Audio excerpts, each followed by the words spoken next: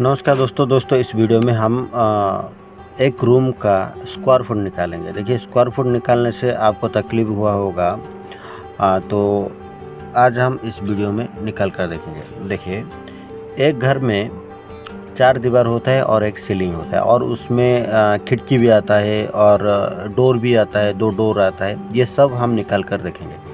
देखिए, पहले हम एक दीवार को लेते हैं, ठीक है। ये मानकर चलिए ये दीवार है, एक दीवार का, उसमें एक डोर भी आता है।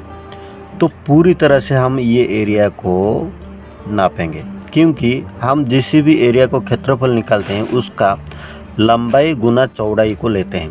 वो है लंबाई, ये है चौड़ाई, ठीक है। मानकर चलिए लंबाई है 10 फीट, चौड़ाई है 10 फीट, तो ये टोटल हुआ 100 स्क्वायर फीट, ठीक है। ये टोटल हुआ 100 स्क्वायर फीट। लेकिन ये जो दरवाज़ा भी रहते हैं, यदि दरवाज़ा नहीं हो तो आप ऐसे ही 100 स्क्वायर फीट लिखेंगे, लेकिन दरवाज़ा होगा तो उसको कट करना पड़ेगा। दरवाज़ा कितना आता है? ये होता है 3 होता है, इसमें हम लिखते हैं ये 3 फीट रहता है और ये लंबाई होता है 7 फीट। मानकर चलिए ज़्यादातर इतना ही रहता है। वो होता है 21 स्क्वायर फुट, उसी में घटाना पड़ेगा 21 स्क्वायर फुट को। तो टोटल कितना आता है? टोटल आता है गया तो 9 गया तो 7, 79 स्क्वायर फुट टोटल आया एक दीवार का।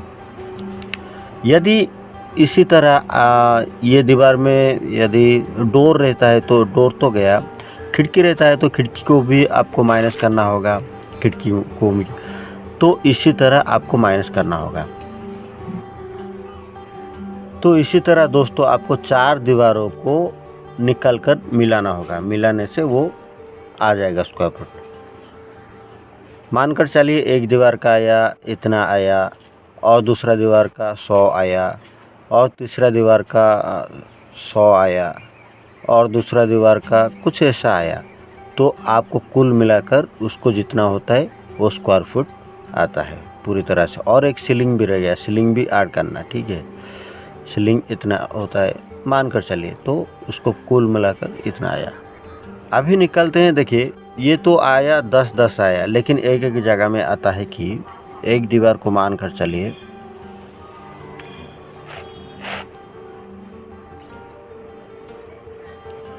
कि ये लंबाई है 9 फुट 8 इंच, ठीक है।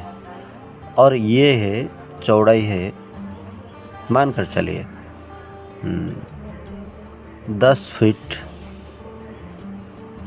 5 इंच। तो इसको कैसे हिसाब करेंगे? देखिए, पहले ये जो इंच है ना, हमको फीट में कन्वर्ट करना पड़ेगा।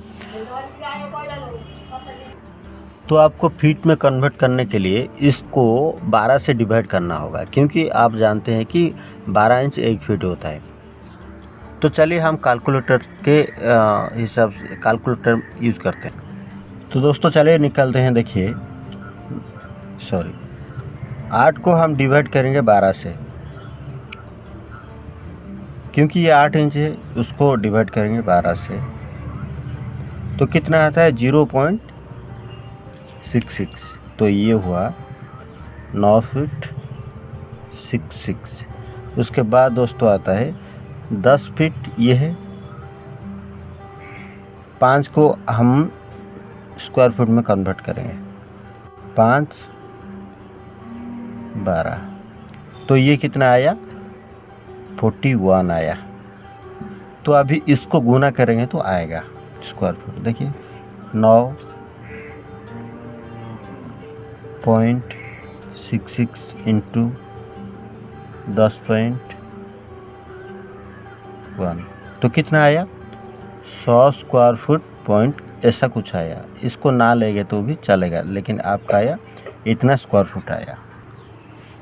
ये जो आता है दोस्तों, आप जो टेप जो पकड़ते हो ना, टेप में ये 8 इंच ही आता है, ऐसा डायरेक्ट नहीं आएगा। ये 8 इंच आएगा, 4 इंच 5 इंच ऐसा बढ़कर जब 12 इंच हो जाएगा 1 फीट हो जाएगा। ये ध्यान रखिए।